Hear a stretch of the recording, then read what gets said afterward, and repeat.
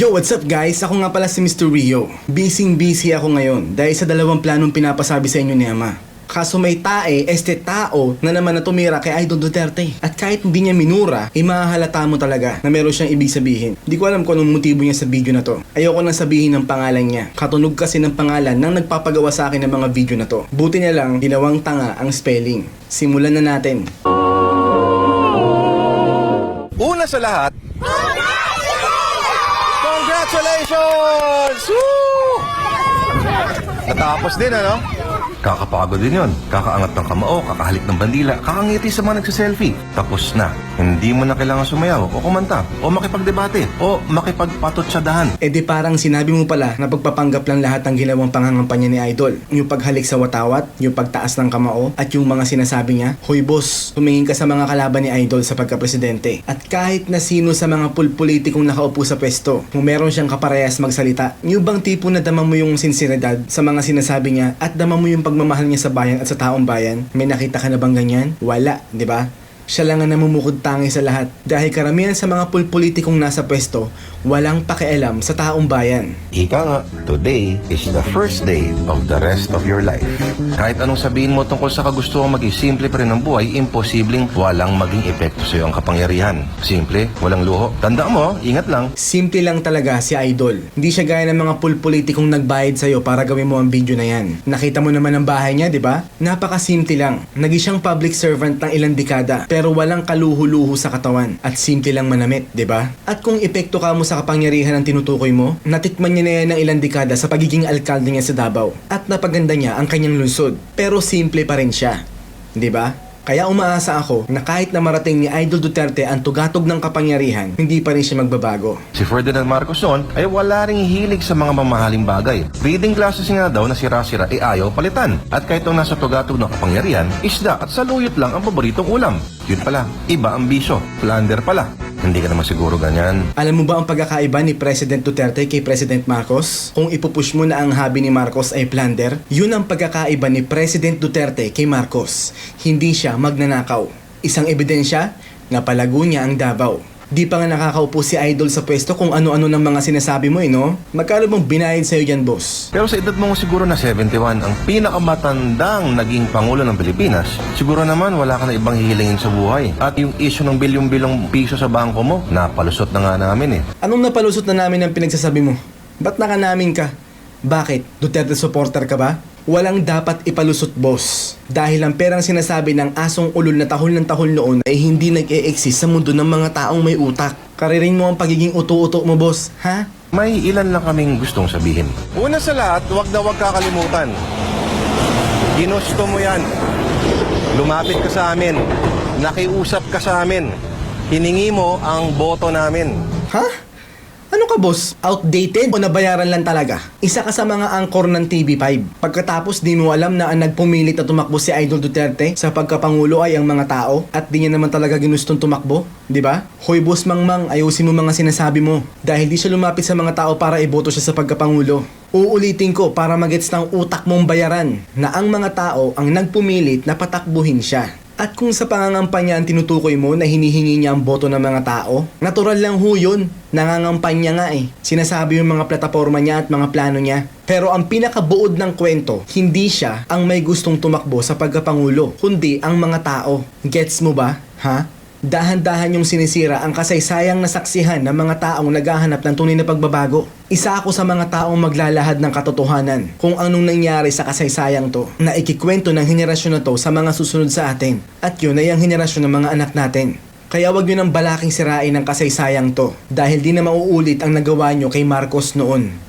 Itaga nyo yan sa bato. Sinagot ka naman ng 15 million sa amin. Kaya wag mo sana kaming tratuhin na parang chicks mo na hiningi mo ang tiwala sa una pero papalitan mo rin pala pag nagsawa ka na. Ang tindi mo rin no? Alam mo kahit di ka nagmumura sa video na to, mas matindi ka pa kay Mystica. Ano mo siya? Jowa mo o related ka sa kanya? Hindi ako eksperto sa politika. Pero sa tingin ko, ang una mong misyon dahil watak-watak ang bayan ay rekonciliasyon. Rekonciliasyon. Okay na sana yung termino eh. Kaso sa mga susunod na pangungusap mo, dahang-dahang lalabas ang pagiging mangmang mo. Nag-offer ka ng cabinet position sa mga komunista? Wow, gulat kami ron ha. Para ka palang children's birthday party. Maraming sorpresa. Ha?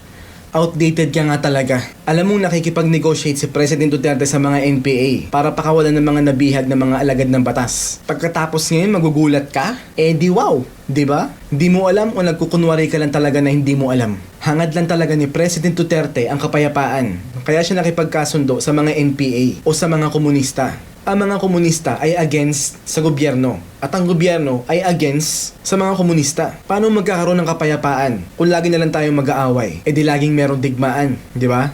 Oo boss, watak-watak talaga ang mga Pilipino dahil kasalanan ng mga nakaraang gobyerno. Si President Duterte, hangad niya ang kapayapaan sa halip na digmaan. Kaya ginawa niyang parte ng gobyerno niya ang mga komunis. Gets mo ba yon? Pero kung tutuusin, sa social media lang naman kami watak-watak. Dapat maglabas ka ng executive order na bawal ang mag-post ng mga tungkol sa politika sa Facebook hanggang Desyembre. Ang daming henyo eh. Lahat political analyst, lahat sociologist, lahat historia na may PhD mula sa University of Memes. Kung ang mga Duterte supporters ang tinutukoy mo rito, boss, sasabihin ko sa'yo kung bakit kami nagbi-beast mode tuwing merong naninira sa kandidato namin. Ang totoo, si President Duterte ang instrumento ng Diyos Ama para pamunuan at ayusin ang ating bansa. At hinubog ng Diyos ang mga puso naming mga supporter ni Idol Duterte na maging warrior at maging savior niya tuwing merong mga naninira sa kanya. Pansin nyo, mahal na mahal namin si Idol Duterte dahil yun ang kalooban ng Diyos Ama. Oh, baka nagpaltik kang tenga mo dahil ginamit ko sa video na to ang pangalan ng Diyos Ama. Bago mo ako husgahan, panoorin mo muna yung mga nakaraang video ko para malaman mo kung anong relasyon ko sa Diyos Ama. Okay ba? Mag-iiba na yung buhay mo. Mula ngayon, ibang katotohanan na ang nakapaligid sa'yo. Sa pagising, pagtulog mo araw-araw, ibang tanawin na ang makikita mo.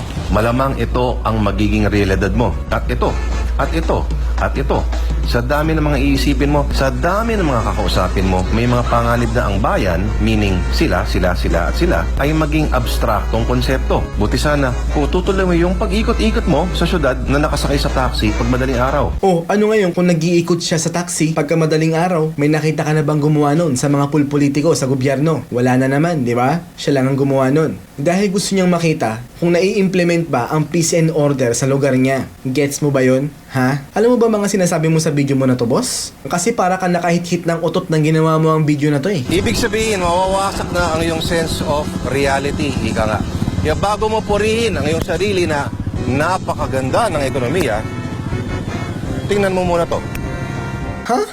Tama bang sabihin mo yan? Hindi pa nga ako nakakaupo sa Malacanang si Idol Duterte. Incoming, saka presumptive pa nga lang ang tawag yung sa kanya, di ba? Tapos sasabihin mo na yung mga bagay na yan. Yung nakaraang presidente ang nagsabing lumago ang ekonomiya natin, hindi si President Duterte, ha? At saka tama naman siya. Lumago naman talaga ang ekonomiya ng Pinas dahil sa aming mga OFW. Dahil monthly, trilyones na halaga ang mga remittances na pinapasok namin sa bansa, buwan-buwan. Kaya, tataas talaga ang ekonomiya ng bansa dahil sinasadya ng mga nakaraang administrasyon na walang trabaho sa Pinas para maghanap tayo ng ibang oportunidad sa labas ng bansa dahil walang trabaho sa Pinas. Mas maraming OFW, mas maraming nakakabig na pera ang gobyerno. Ito ang isang katotohanang hindi nyo masabi-sabi sa mga pagbabalita nyo sa mga istasyon nyo. Kasi nga, nagbubulag-bulagan kayo at nagbibingi-bingihan. Napaka-simple logic na hindi nyo maibulgar sa taong bayan. Siguro, dapat may wallpaper ka lagi nito sa telepono para lagi ipaalala sa'yo na hanggat may ganito ay hindi pa natatapos ang iyong trabaho. Dito, agree ako sa'yo. Di talaga matatapos ang trabaho ng Pangulo hanggat meron ito. Pero bakit nga ba meron ganito?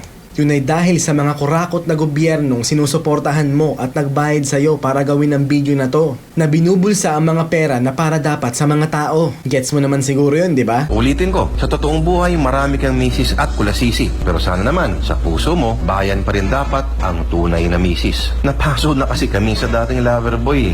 Kayo lang. Bobotante lang bumoto dyan eh. Alam namin na alam mo na madidiskubre mo na ang Pilipinas pala ay hindi lang iisang syudad. Oo boss, alam ni Idol yun. Hindi siya mangmang na katulad mo. Na ang mga isyong bumabalot sa lipunan ay masalimuot at komplikado at hindi lang simpleng nasusolusyonan ng bala. Di naman talaga masusolusyonan ng problema ng ating bansa sa pamamagitan ng bala, kundi disiplina. Kaya kailangan ng mahigpit na pinuno ng Pilipinas para madisiplina ang mga tao. Ano bang nangyari sa presidente ng mga pulpolitikong nagbayad sa'yo para gawin ang video na to? Nagfesta lang ang mga kriminal, di ba? Dahil walang pakialam sa atin yung mga nakaraang administrasyon. Ultimong mga pinagbabawal na gamot nga sa loob ng kulungan niluluto eh, 'di ba? So talagang walang kwenta.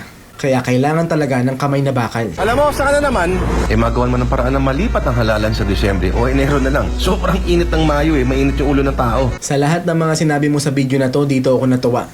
Oo nga no, ba't di na lang gawing December ang eleksyon? Para malamig-lamig naman. Sana naman, ipalibing mo na si Marcos. Pero please, wag naman sa libingan ng mga bayani. Ang daming pwedeng paglibingan na butas dyan. Op, dito ako hindi pa borbos. Totoong bayani si Marcos. Kaya deserve niyang ilibing sa libingan ng mga bayani. At pag nangyari yon, merong magandang mangyayari sa Pilipinas. Dahil alam nyo ba, nasumpa sa ating bansa ang hindi pagpapalibing sa labi ni Marcos? Higit sa lahat, wag nang maghigante sa mga nakalaban dati. O di ba? Nahuli ka rin. Huwag nang gumanti sa mga nakalaban dati. Yan po ba yung pinapasabi ng nagbayad sa'yo? Sino kaya nagbayad sa'yo? Hulaan nyo na lang guys. Ayoko nang sabihin. Allergic kasi ako sa pangalan nun eh. Tandaan, peace lang. Pero bahala ka na sa kanya. Matigas na yung buto niyan eh. At dahil 6 na taon pa tayo magsasama, good luck na lang talaga sa'yo. Good luck lang. At muli, congratulations. Nagmamahal, Bayang Pilipinas. Dapat nagmamahal, anti-Duterte, kultong dilaw at ang pangalan mo boss ang sinabi mo sa huli. Hindi Bayang Pilipinas. Dahil maraming rumirespeto kay President Duterte. At hindi namin yung masasabi sa kanya. So paano boss? Next time, pag-isipan munang mabuti ang mga sasabihin bago maglabas ng video para di ka nagmumukhang mangmang. Ha? Malamang nagpa-burger ka sa mga kabarkada mo nang nabayaran ka sa video na ginawa mo. Pa-burger ka pa ha? Marami-rami yan. So yun. Yun nga palang 2 video na pinapasabi sa inyo guys ni Ama. Madugo po talaga ang pagkakagawa ng video na yun. Kaya hintay-hintayin nyo na lang po. So, ako po si Mr. Rio. Peace.